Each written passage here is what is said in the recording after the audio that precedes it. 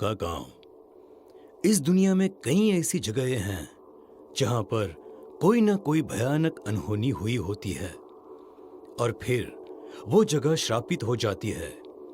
भूत प्रेतों का डेरा बन जाता है वहां पर।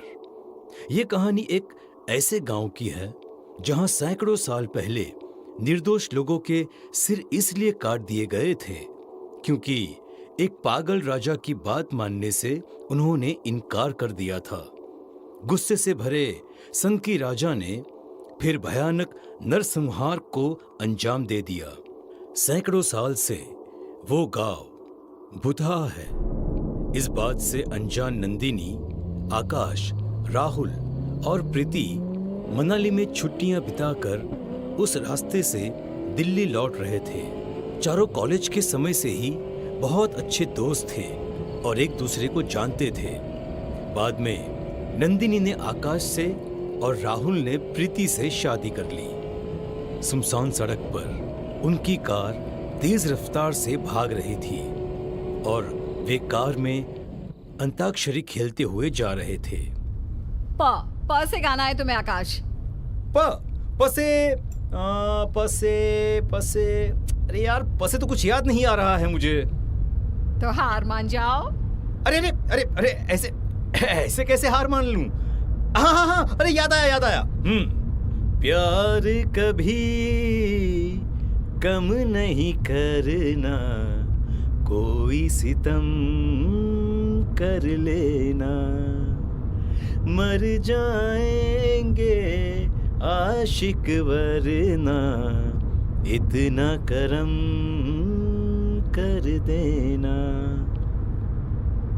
ये गाना गाते हुए आकाश नंदिनी की आंखों में देखने लगता है। राहुल कार चलाते हुए इस अंताक्षरी में ही हिस्सा ले रहा था। अचानक राहुल ने देखा कि एक सिर कटा आदमी उसकी कार के आगे खड़ा है। राहुल की कार फुल स्पीड में थी। राहुल कार में जोर से ब्रेक लगाता है। ओए राहुल, क्या हो गया? इस तरह कोई ब्रेक लगाता है क्या? मेरी तो जान ही निकल गई। तेज रफ्तार कार में अचानक लगे ब्रेक से सभी टेंशन में आ जाते हैं क्योंकि उनकी गाड़ी अनबैलेंस्ड हो जाती है। लेकिन राहुल नंदिनी की बातों का कोई जवाब नहीं देता है और गौर से कार के शीशे से आगे की ओर देखता है। क्या हुआ राहुल? इतने गौर से क्या देख रहे हो? प्रीति, मुझे ऐसा लगा कि कोई सर कटा आदमी मेरे कार के आगे आ गया था और शायद मेरी कार से उसकी टक्कर भी हो गई है। सरकटा आदमी? ये तुम क्या कह रहे हो? राहुल, रात है ना, जरूर तुम्हें कोई गलतफहमी हो गई होगी। अरे नहीं यार, रात है तो क्या हुआ? हेडलाइट की रोशनी में मैंने साफ देखा है कि मेरी गाड़ी के आगे कोई सिर कटा आदमी आया था। अरे हो सकता है कि कोई आदमी हो, लेकिन सिर कटा आदमी मैं नहीं मानती। उन लोगों को बहुत डर लग जाता था। प्रीति चाहती थी कि वे वहां से निकल जाए, लेकिन राहुल वहां से निकलने के मूड में नहीं था। क्या प्रीति, यहां से निकलना सही होगा? मेरी गाड़ी से किसी की टक्कर हो गई है। पता नहीं यार, वो जिंदा भी है या मुर्दा। मुर्दा? राहुल, ये कैसी बातें कर रहे हो? ऐसा कुछ नहीं हुआ होगा। चलो हम सब देखते हैं। लेकिन प्रीति, अगर वो आदमी मर गया होगा तो? अरे यार, तब की तब देखेंगे। वे सभी कार से उतरे और पीछे की ओर जाने लगे। वो इलाका काफी सुनसान था और वहां अंधेरा भी काफी था, इसलिए सभी ने अपने अपने मोबाइल की लाइट जला ली थी। थोड़ी देर के बाद वो उस जगह पर पहुंचे जहां पर राहुल को लगा था कि किसी आदमी से उसकी गाड़ी की टक्कर हुई है, लेकिन वहां पर कोई भी नहीं था। थैंक गॉड राहुल, यहाँ पर कोई नहीं है। इसका मतलब मैंने सही कहा था, तुम्हें कोई गलतफहमी हो गई थी। राहुल ने भी राहत की सांस ली और सभी दोस्त वापस कार की ओर जाने लगे। तभी राहुल को लगा कि उसके पैरों को किसी ने जोर से पकड़ लिया है। वो एक कदम भी आगे नहीं बढ़ा पा रहा था। अरे यार, ये क्या हो गया है मेरे पैरों को? ये आगे क्यों नहीं बढ़ रहे हैं? तभी उसे जंगली जानवरों की आवाज अपने चारों ओर आने लगी। अचानक पास की झाड़ियों से निकलकर एक चीते ने उस पर हमला कर दिया। वो जोर से चीख पड़ा, प्रीति! प्रीति! आकाश! बचाओ! ओ, क्या हो गया तुझे? अरे यार, क्यों चिल्ला रहा है तू? तू ठीक तो है ना? अरे यार आकाश, आकाश यार, मुझे ऐसा लगा कि अभी अभी एक चीते ने मुझ पर हमला कर दिया है और उसके पहले मुझे लग रहा था कि किसी ने मेरे पैरों को कसकर पकड़ रखा है और मैं एक कदम भी आगे नहीं बढ़ा पा रहा था। राहुल को कुछ भी समझ में नहीं आ रहा था कि आखिर उसके साथ ये सब क्या हो रहा है, क्योंकि वो तो बिल्कुल ठीक ठाक था। किसी चित्ते ने उस पर हमला नहीं किया था। ये तुझे क्या हो गया है यार राहुल? कभी तुझे लगता है कि तेरी गाड़ी किसी से टक्कर खा गई है, या फिर तुझे ऐसा लगता है कि तुझ पर चीते ने हमला कर दिया है? क्या हो गया है तुझे? राहुल, लगता है तू ड्राइव करते करते थक गया है। सच कहूँ तो हम सब थक गए हैं। क्यों ना हम आज की रात यहीं रुक जाए? अरे तू तो ऐसे कह रही है जैसे हमारे रिश्तेदार आसपास के किसी गांव में बैठे हैं, जो हमें देखते ही कहेंगे कि अरे आइए आइए, हमारे गांव में आपका स्वागत है, आज की रात आप यहीं पर बिताइए। आकाश की बात अभी खत्म ही नहीं हुई थी कि वहां उन्हें एक बूढ़ा सा चौकीदार दिखा। उसके हाथ में एक लालटेन और लाठी थी। उसने उन लोगों से कहा, अरे अरे आइए आइए, हमारे गांव में आपका स्वागत है, आज की रात आप यहीं पर बिताइए। उस चौकीदार की बात को सुनकर नंदिनी समेत सभी की हंसी छूट गई। चौकीदार के साथ वो सभी अपनी कार के पास पहुंचे। अरे साहब, हमारा गांव बस यहाँ से 2 किलोमीटर की दूरी पर है, लेकिन वहां आप कार चलाकर नहीं जा सकते हैं। क्या क्या मतलब कार चलाकर नहीं जा सकते? मतलब क्या, अब सड़क खराब है क्या?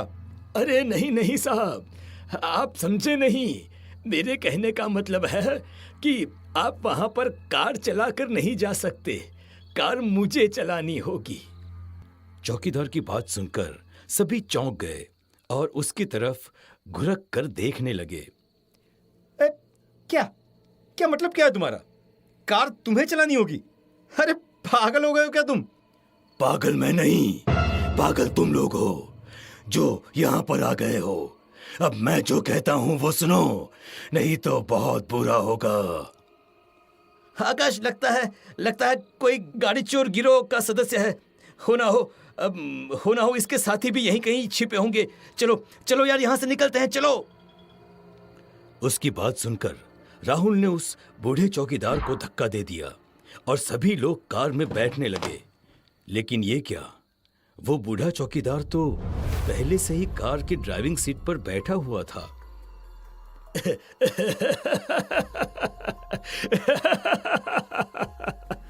अरे ये कब आकर गाड़ी में बैठ गया? मुझे तो बहुत डर लग रहा है। उस बूढ़े चौकीदार की हंसी से सबको इरिटेट हो रहा था। राहुल ने गुस्से में उससे कहा, ए बूढ़े, तू अपने आप को बहुत चालाक समझता है क्या? रुक रुक, मैं तुझे बताता हूँ अभी। राहुल ने उसे कार से खींचा और उसे एक जोरदार थप्पड़ मारा। लेकिन ये क्या, उसके थप्पड़ मारते ही उस चौकीदार का सिर धड़ से अलग हो गया और उसका सिर पास के पेड़ के ऊपर जाकर टंग गया। उस सिर कटे चौकीदार को देखकर सभी के हाथ पांव फूल गए थे। राहुल, लगता है ये कोई भूत है। भागो भागो यहाँ से। वे सभी वहां से भागने लगे। सिर कटा चौकीदार भी उनके पीछे पीछे भागने लगा। भागते भागते वो एक गांव के पास पहुंचे। उस गांव का नाम था सिरकटापुर। ये कैसा नाम है, सिरकटापुर? अरे नाम से क्या लेना है, अभी अपनी जान बचानी है हमें, चलो। चारों दोस्त उस गांव में प्रवेश कर जाते हैं। उस गांव में मरघट सा सन्नाटा फैला हुआ था। उन्होंने एक घर का दरवाजा खटखटाया। अरे भाई, अरे कोई है क्या कोई यहाँ पर? अरे कोई दरवाजा खोलो भाई। सभी लोग दरवाजा खटखटाते रहे, लेकिन किसी ने भी दरवाजा नहीं खोला। उसके बाद वो दूसरे घर का दरवाजा पीटने लगे, लेकिन उस घर का भी दरवाजा किसी ने भी नहीं खोला। यार, ये अजीब गांव है। किस तरह से सोते हैं यहाँ के लोग? इतनी देर से दरवाजा पीट रहे हैं लेकिन कोई दरवाजा खोल ही नहीं रहा। उन्होंने और भी कुछ घरों के दरवाजे खटखटाए, लेकिन किसी ने भी दरवाजा नहीं खोला। वे सब बहुत परेशान हो गए थे। तभी प्रीति की नजर उस सिर कटे चौकीदार पर गई, जो उनकी तरफ ही आ रहा था। राहुल, राहुल, वो सिरकटा चौकीदार यहाँ भी आ गया। वो देखो, वो हमारी ओर ही आ रहा है। अचानक वहां पर उन सभी को एक साथ कई लोगों के हंसने की आवाज आने लगी और एक एक कर सभी घरों के दरवाजे खुलने लगे। अरे अरे, घरों के दरवाजे खुल रहे हैं। हमें हमें हमें इनसे जरूर मदद मिल जाएगी मदद। लेकिन अगले ही पल उन्होंने जो देखा उसे देखकर सभी की चीखें निकल गई। उन सभी घरों से सिर कटे लोग निकल रहे थे। सिर कटे बच्चे, सिर कटी औरतें और सिर कटे पुरुष। हे भगवान, ये हम कहाँ फंस गए? यहाँ तो सभी सिर कटे लोग हैं। नंदिनी, प्रीति, राहुल, अरे देख क्या रहे हो? भागो भागो! वे सभी भागने की कोशिश करने लगे, लेकिन ये क्या, उन सभी के पैर तो जकड़ गए थे। कोई एक कदम भी अपने आप नहीं हिल पा रहा था। आकाश, हाँ आकाश, मैं भाग नहीं पा रही हूँ। लगता है जैसे किसी ने मेरे पैरों को जकड़ लिया है। नंदिनी, मेरे साथ भी ऐसा ही हो रहा है।